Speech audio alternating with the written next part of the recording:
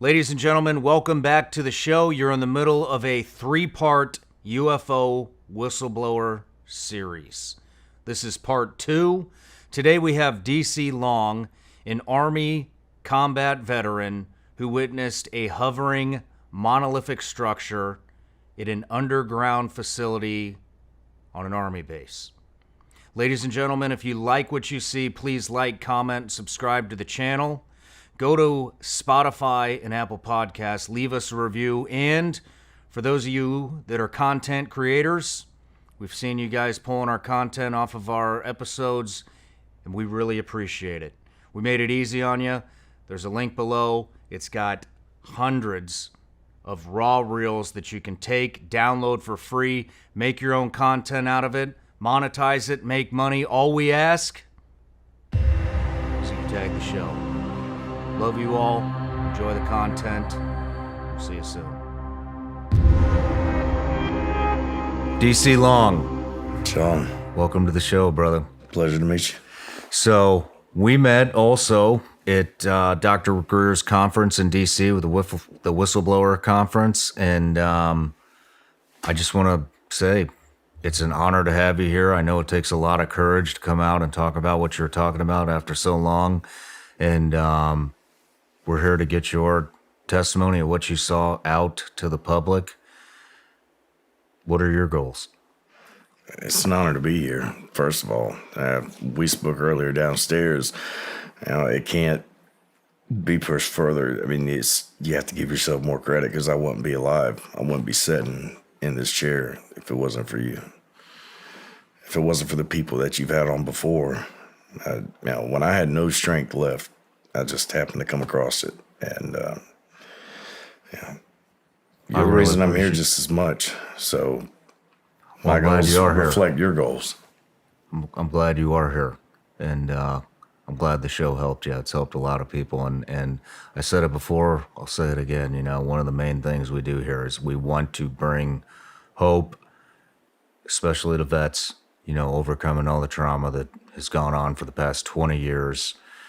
And it will come again, and document history, tell truth, expose corruption, and again, bring hope. And you're a perfect example of that hope. So thank you for saying that. I appreciate it.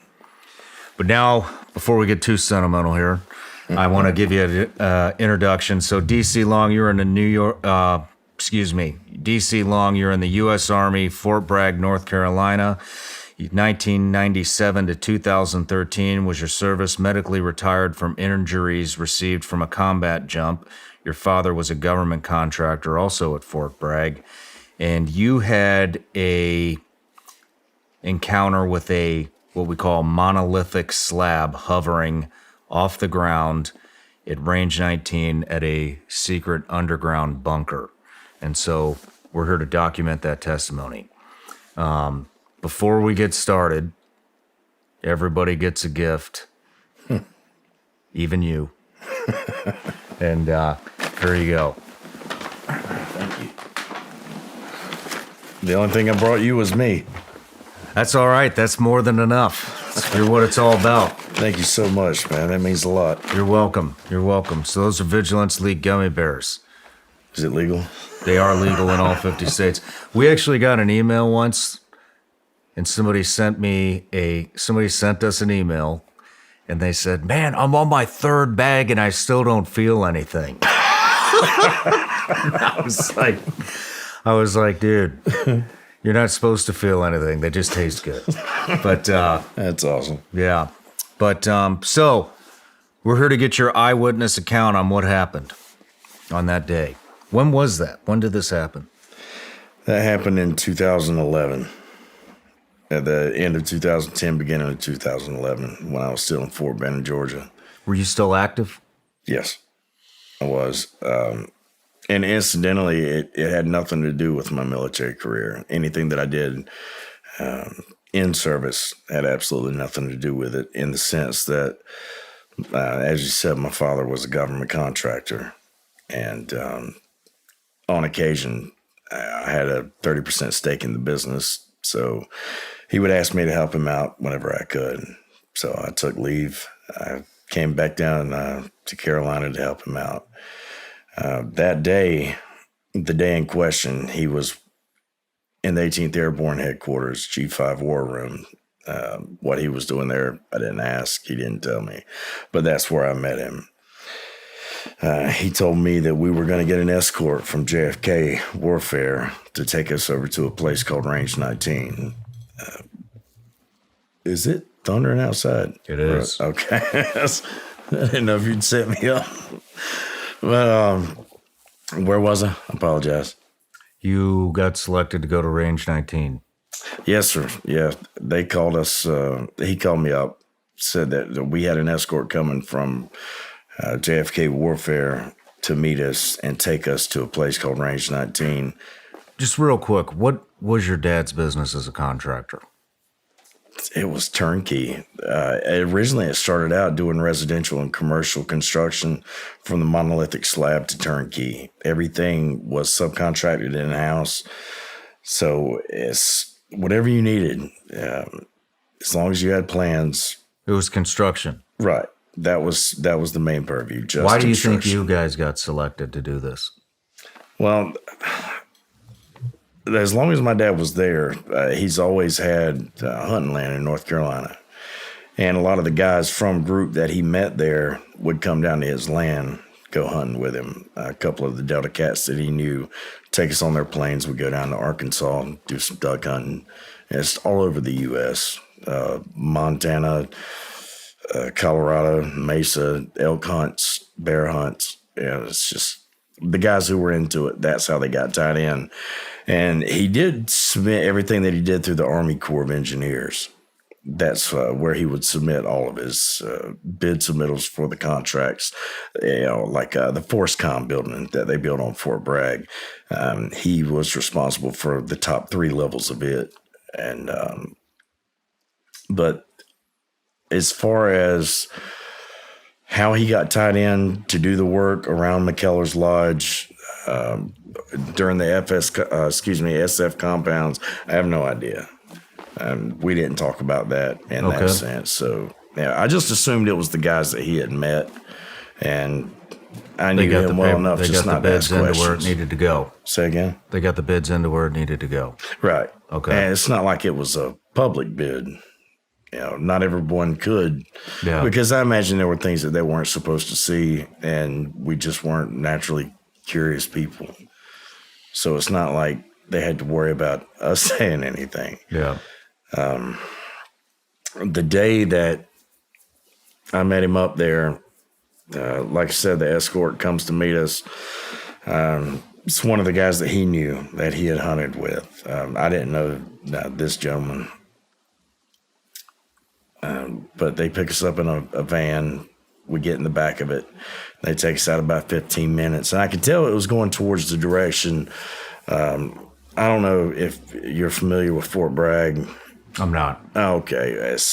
There's only one direction you can go to get to the live fire ranges, to get to the drop zones and things like that. So I assume we were headed towards Sicily or Normandy drop zone because that was the direction we were going.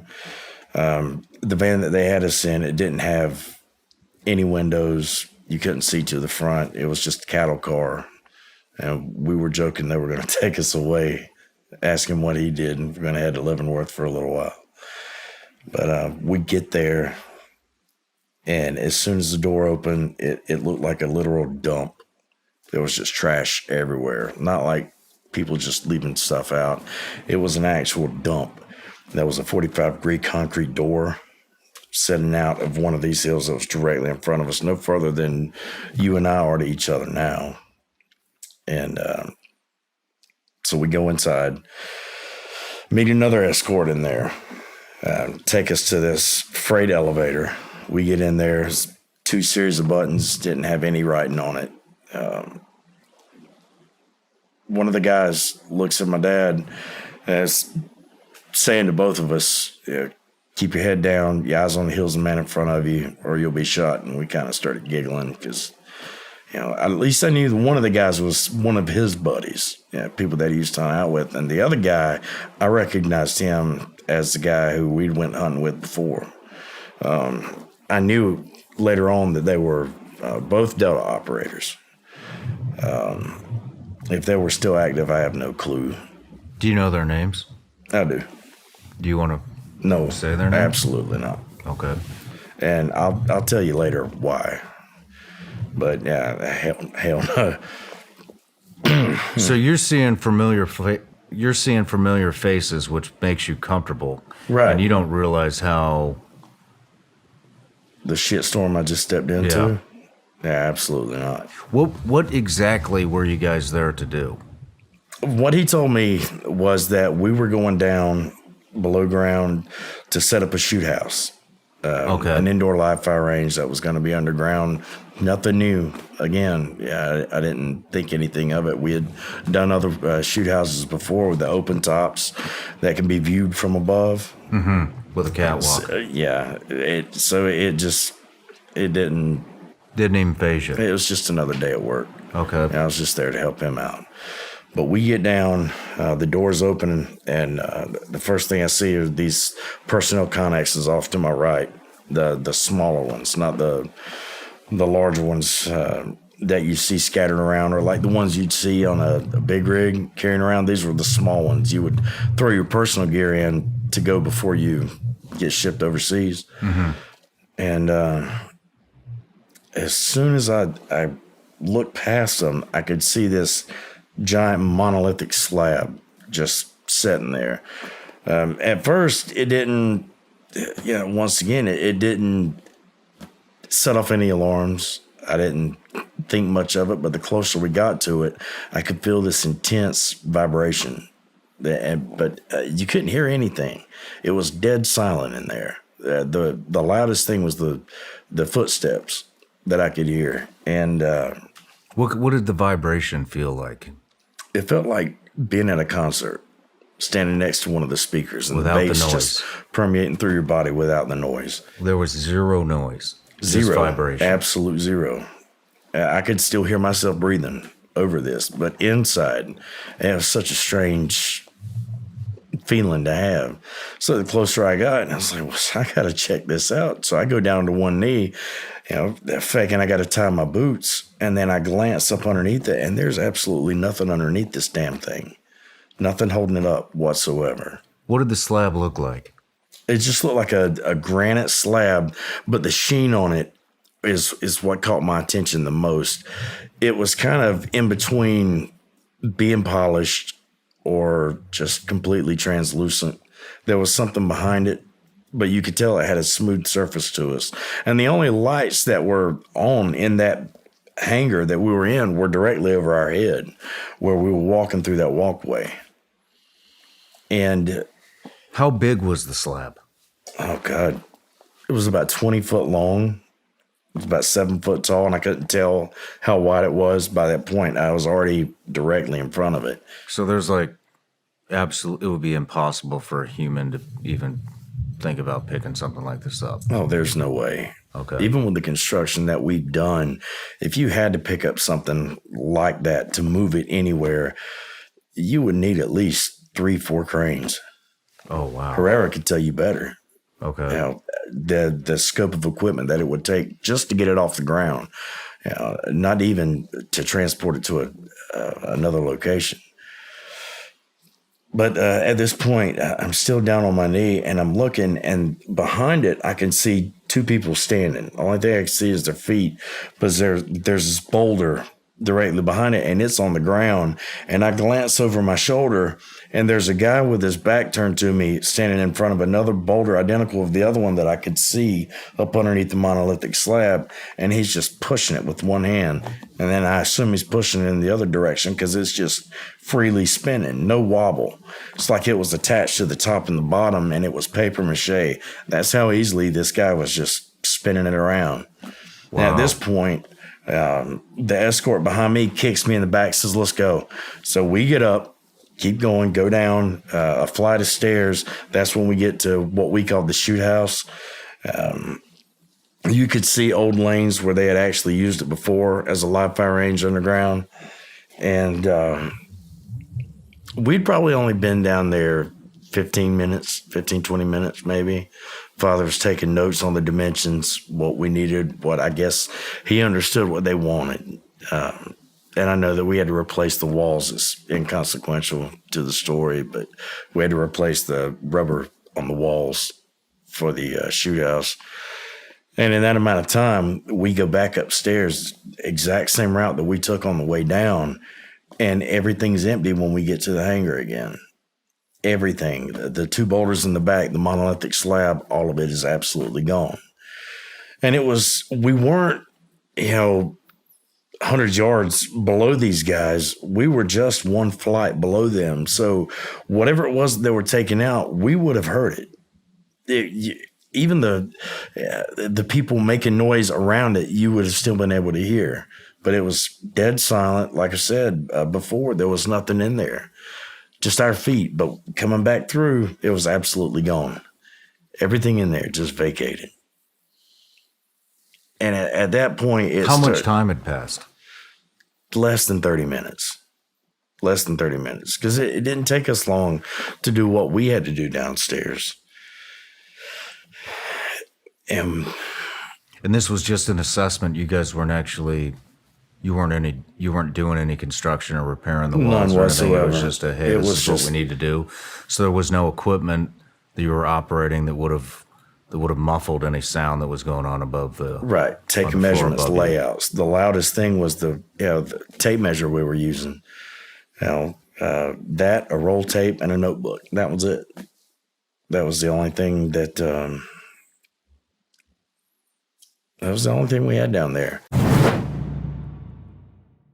I don't know if I've ever been this excited to represent a brand. I'm talking about First Form. I just align so well with what they've got. First Form is a supplement company. They have just about every supplement you can possibly imagine, all grade A stuff. Let's go through some of the stuff that, some of my favorites, all right? Here we go.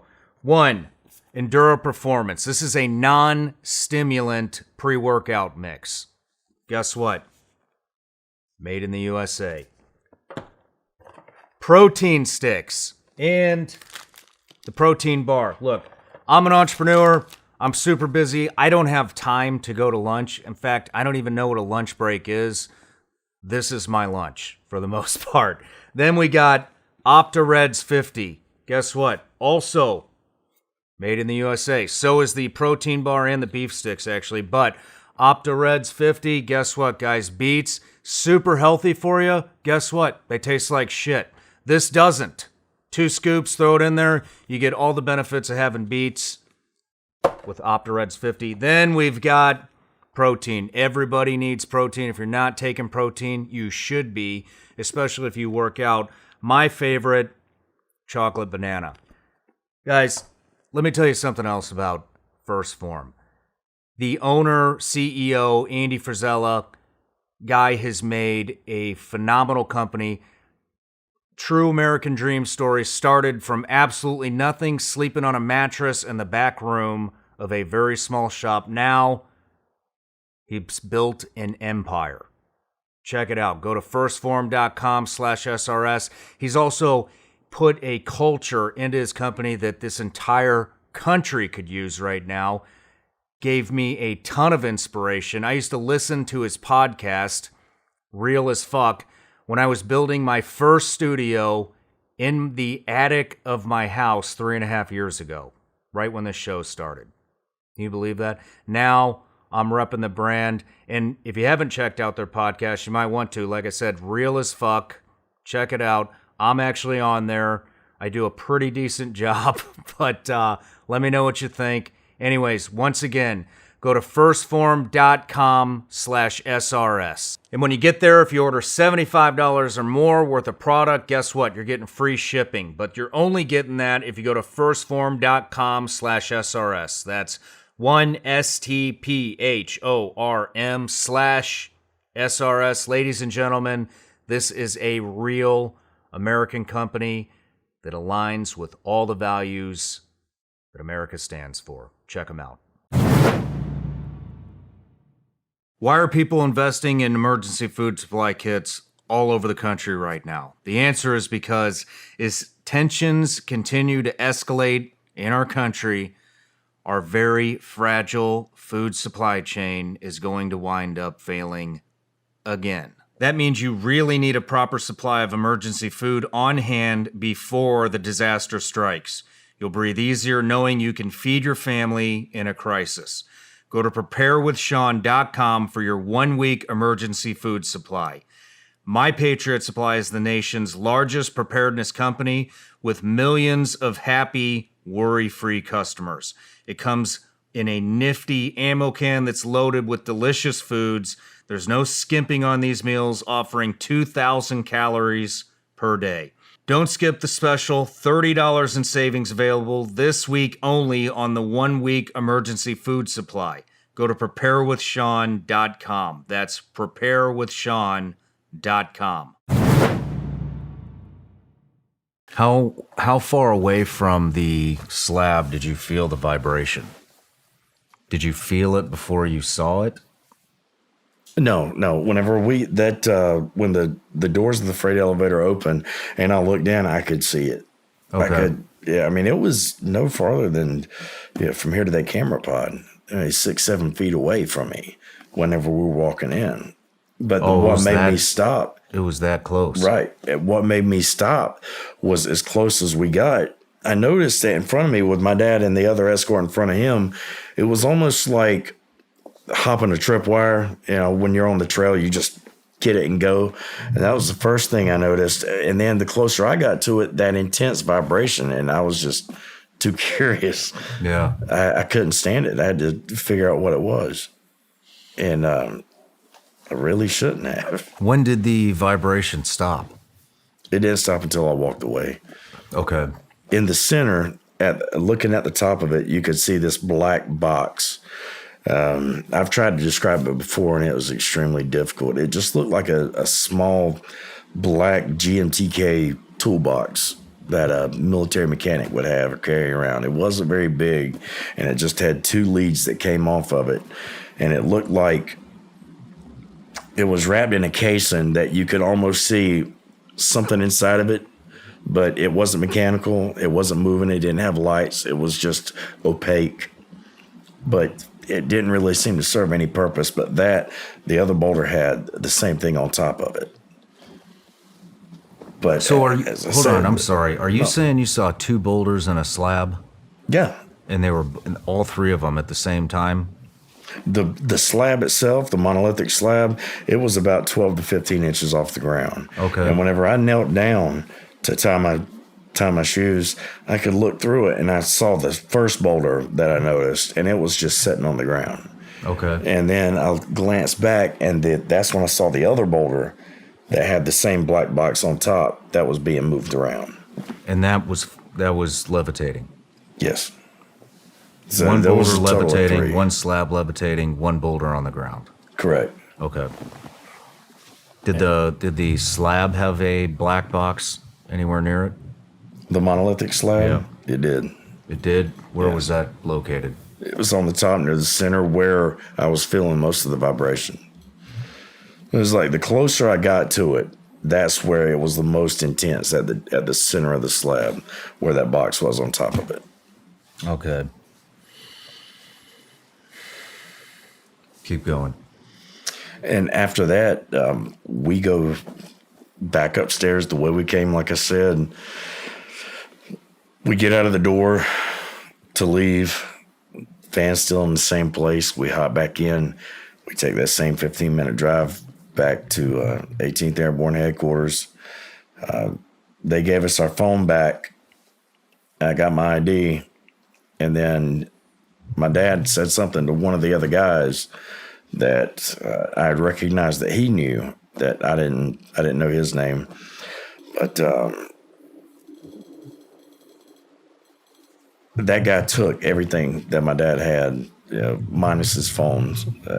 He took the notes, he took the tapes, everything from him there. And I didn't think much of it at that point. I didn't know if that was something he was going to submit to the Army Corps of Engineer rep that he had, whoever was going to coordinate, or give him the go ahead to submit a bid to do this project. Yeah. So to me, again, that didn't set off any bells. We're getting ready to leave. As I said, let me back that up. Before we go and get our phones and our identifications, the second guy that I recognized, the one that I do know, he was upstairs in the G5 War Room in the 18th HHC. And it's just him sitting at the desk as soon as you go into the vault. And he's got 2 pieces of paper. And he's like, I need you to sign this. And it was an NDA. And I was like, fuck that. I'm not going to sign that. Come on, man. Really? It's like, you know me. I don't give a shit. And my dad just kind of played it off to the same thing. He's like, man, I'm not signing that shit. So that's whenever we leave. At that point, I'm getting ready to go back to Georgia. This is roughly 24 hours later. I get a phone call. It was one of my dad's employees. He's like, hey, man, what's going on? I was, not much. Just headed back to work. He said, well, we can't get to work. So what do you mean? He's like, well, everything, they called it the barn where we had all of our equipment stationed, where they would meet before they would go to Fort Bragg. He said, the barn's locked up and everything's gone. This is the same day? No, this is 24 hours later. Okay. Whenever I'm getting ready to go back home. And I said, well, what do you mean? He's like, well, everything's gone. So I try to call my dad. I can't get up with him. I was like, just stand fast. I'm coming down there. So I get down there, and like you said, the barn's locked up. Everything down there that I could see, I mean, you can still go there to this day. You could see our staging area and how big it was and all the equipment that we had there. It's absolutely barren. There's nothing there. It's all gone. And my dad at the time lived just around the corner from there. I go up there to his house, and the door is kicked in. And like the video I showed you earlier downstairs, I did that to illustrate how close me and my father were.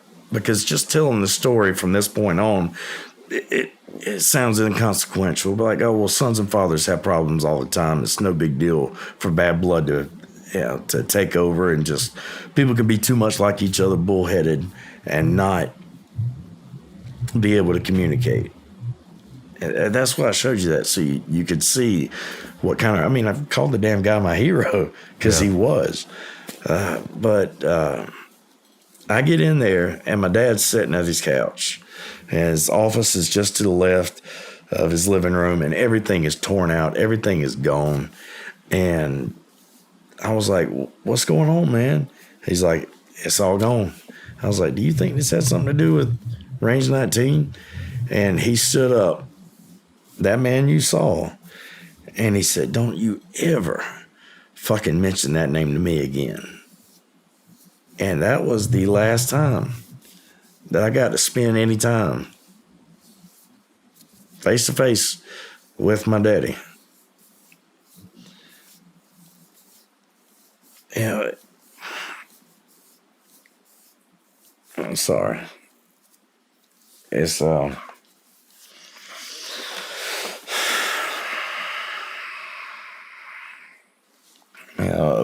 life, a business, everything that we built together, and I got no answers. I had no excuses, no reasons, no answers whatsoever. Just unreturned phone calls. The few times I ever did get a chance to speak to him, it was only my voice being heard. He'd just hang up on me. He'd hang up on you. Yeah. I didn't, my God, it wasn't until 2021 that I got to see him again. I didn't get to. He would just refuse to see you? Yeah, absolutely. And it made me wonder, what could somebody threaten you with to make you turn your back on your own child? I don't know how many children you have, but I killed for my country. What in the hell do you think I would do for my babies? And I'm his only son. I'm his legacy. Every loan from the beginning of time to me is, if it stops with me, then that's where it stops. But he gave me that. To us, that was important.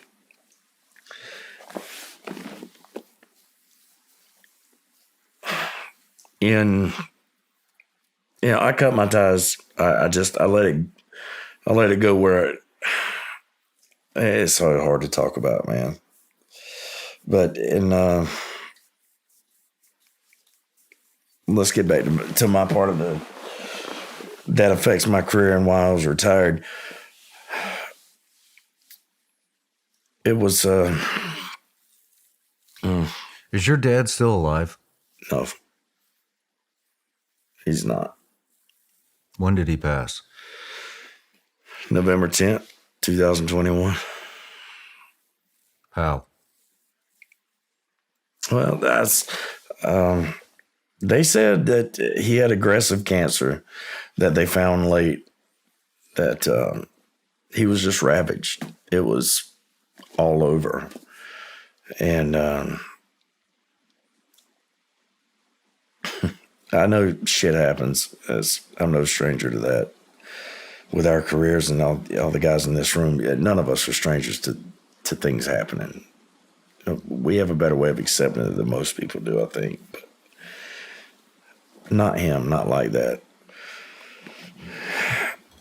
I'm not a conspiracy theorist. I don't get into that part of life. It's just, even some of it to me that I'm aware of, irrefutably makes me feel like it's just absolutely insane. But I will never believe that my father died of cancer or natural causes. A man as big and as powerful as him, not because he couldn't have been taken. We're all measured. It was just he was healthy. And then in 2 months, he went from being 240 pounds to 105.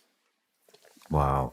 Just, I mean, they called me and told me that he was in the hospital and I went to go see him, I walked by his room twice. Honestly, the first thought that crossed my mind is that, man, I feel bad for that guy. That sucks. And then when they told me that's who it was, I went in and he still couldn't even look at me. And I don't know why. And I took his hand. I said, look, man, I don't even know if you can talk. He had the chemo scars or some looked like, I assume, were chemo burns on his mouth. It was just these gnarly burns on his face. And his eyes were just racked with jaundice. And I was like, man, we're square. I don't care what happened. I love you. And a tear went down his cheek and I was asked to leave. He started to code. And that was the last time I saw him. It's shortly after the incident. It was in late 2011, early 2012. I've already been JMPI kitted out for a combat jump. Got the full pack. Got the 1950s weapons case dangling. And I was the first man in the stick.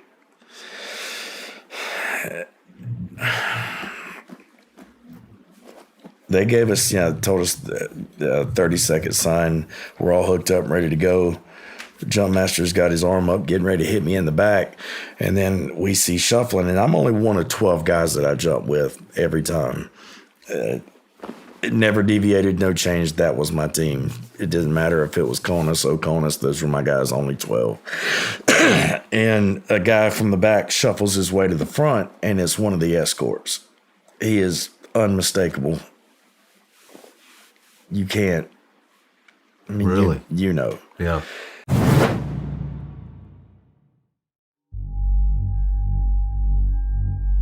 Good evening, this is Frank Knight. May I introduce our co-editors for this edition of the Longines Chronoscope? Larry Lasser, CBS News correspondent, and Kenneth Crawford, National Affairs Editor of Newsweek magazine. Our very distinguished guest for this evening is Admiral Richard E. Byrd. Antarctica Treaty of 1959, an agreement signed by 12 nations in which the Antarctic continent was made demilitarized to be preserved for scientific research. What do you think about that? I must say that Admiral Byrd, our guest tonight, is not only our greatest living explorer, but he's been an inspiration to countless Americans. Admiral Byrd, you've been to both the North Pole and the South Pole. Is there any unexplored land left on this earth that might appeal to adventurous young Americans? Yes, there is.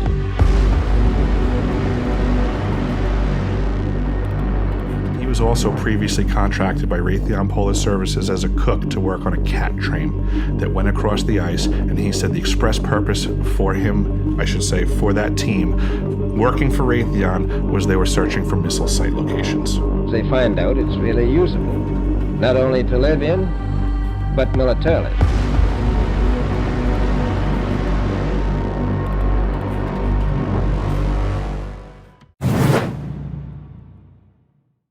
And at first, it just didn't connect with me. It just, I just gave him a, hey, how you doing? And he just winked at me.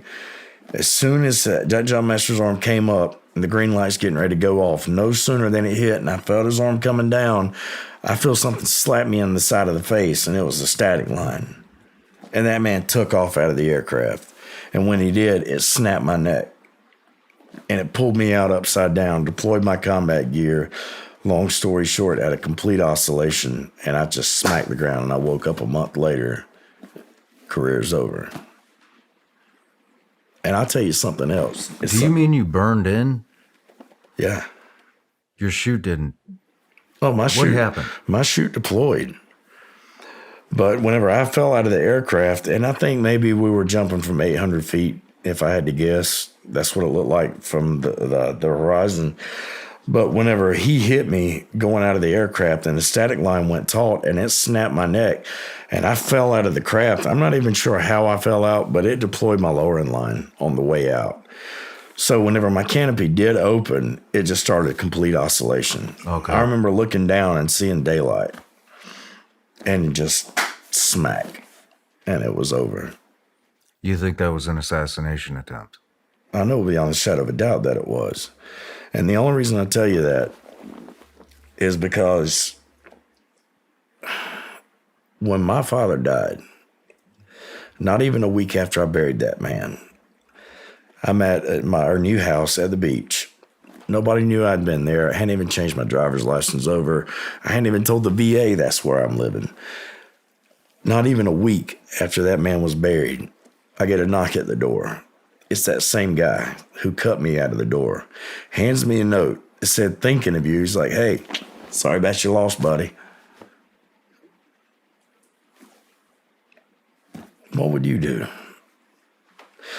And Dr. Greer asked me, he said, well, did you feel like they were trying to intimidate you or they're trying to hurt you? Absolutely not. If that was the case, I would have never seen it coming. To me, it just felt like somebody looking you dead in the eye and said, I can touch you anytime I want. And then everything started flooding back, and that's what led us to here. I wrote out that entire story to Dr. Greer. You fell out, and it was a week after you buried your old man, you said? Or the day after? I'm sorry. Whenever he showed up? Yes. That was a week after I buried my father at Rudy Maris Cemetery in Dublin, North Carolina. Nobody knew I was there. Nobody. So this is 2021. Yes. Just a couple of years ago. Yes. And this happened, when was the accident? When was the assassination attempt? 2011, 2012. Did you recognize him I've got it written immediately? down everywhere. It's so hard to remember. That's when I got this. Yeah. And ever since then, it's just been fuzzy. And that's what led us to this. That scared me so damn bad that I had decided I wasn't suicidal. Please don't get me wrong. I was not depressed. I just felt like at that point that it's not about me. I've got my children. If something happens to them, it's my fault. So I figured if I quietly recuse myself, who's going to know better? What's it going to matter? My story's over. Get to see my dad again. And hopefully save my kids from this bullshit. Because everything changes. It's one thing when you lose your brothers. It's one thing when you lose your family. But if you worried about losing your children, that's taking it to a whole nother level. Yeah. You know, just because we choose to be peaceful at this point in our lives does not mean that we forgot how to be violent. I'll take the whole damn world down to protect those kids. And I know you would do the same for yours. Yeah. But what stopped me was you. Are you in contact with your mom? No. Is she alive? She's alive. Was she still married to your dad when he passed? No. Was she still married to your dad in 2011 when this happened? When you witnessed the monolithic slab? No. No contact? No. And unfortunately, I remind her a lot of my father. And it's nothing against her. We still have a great rapport. I mean, I'm 43 years old with everything I've been through. I still blow my mama a kiss whenever I leave her. It's not like, you know, we did the same thing my dad did. It's just I know how painful it was for her to lose him and hearing me speak. You know, we have the same eyes. Do you guys ever talk about this? No. Was there any communication from your dad to your mother that you're aware of? The only way regarding she's the going to event? know about any of this is by watching the podcast. Okay. All right.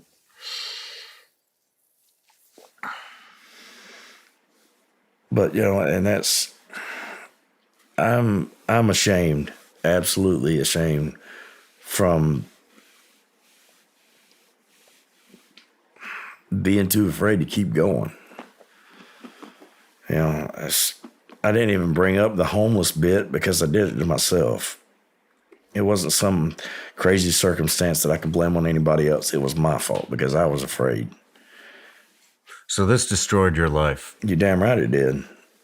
I'm still trying to rebuild, you know, but I don't ask anybody for anything. It's not about that to me. You know, I lost all familial contact whenever I lost him in that sense. I mean, the war is bad enough. Watching your brothers go through what you feel like you should have went through. You know, I can't speak for everybody, but survivor's guilt tears me up every day. Now, if there's one thing I hate myself for, isn't not trying. It's just not giving enough. I can't. The names I say at night when I go to sleep, the men that I think about, I miss them so damn bad because those guys, I knew that they would die for me. Some of them did. And the one safety net that I had here was him.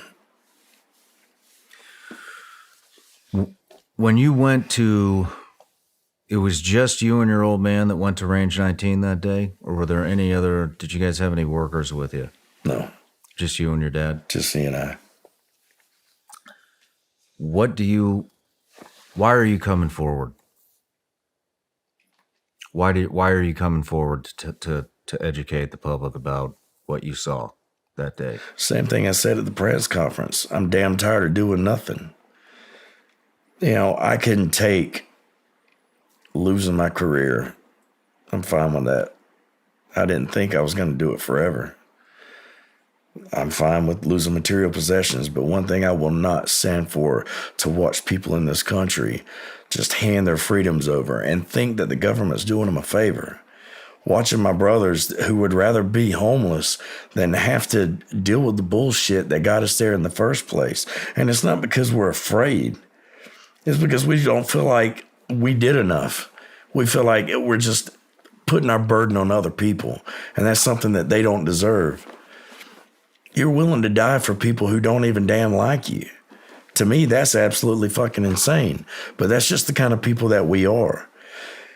And it wasn't until I heard something that Herrera said, our oath didn't expire. Good damn luck taking this shit off my neck. Right now, somewhere, there's a little kid sitting somewhere across this world, and he's got his grandpa's combat boots, and one day he's going to be old enough to fit in them. And if we sit back and do nothing, if we do not lead by example, they're going to think that it's okay just to be quiet. I think for too damn long, good Americans, it doesn't matter if you're a combat vet to me. It doesn't matter if you didn't shed the same blood that I did. What matters the most to me is good people who believe in the flag. That was sitting over there that so many people died for, the one that was flying over ground zero. The sacrifice, whether it was a false flag or not, that flag is important to me. And I'll be damned if whatever life I've got left, I'm going to sit there and be quiet about it. Because there's a big fight. And if we do nothing, the bad boys are going to prevail. They're going to take over. And I don't think we want that. This world could be so much easier if they would just let it out. But somebody wants to make money off of it. Well, I commend you for your courage, man. That means a ton to everybody that's listening. And I know what that takes. And I want to say, man, I'm sorry about your old man. I'm really sorry to hear about that. And yeah, but he'd be damn glad that you wouldn't let me go all the way. I appreciate that. That means a lot to me. Well, I'm glad you didn't. Glad you're here, buddy. But do you have anything you want to say before we end it? Appreciate you. Appreciate you. Thank you.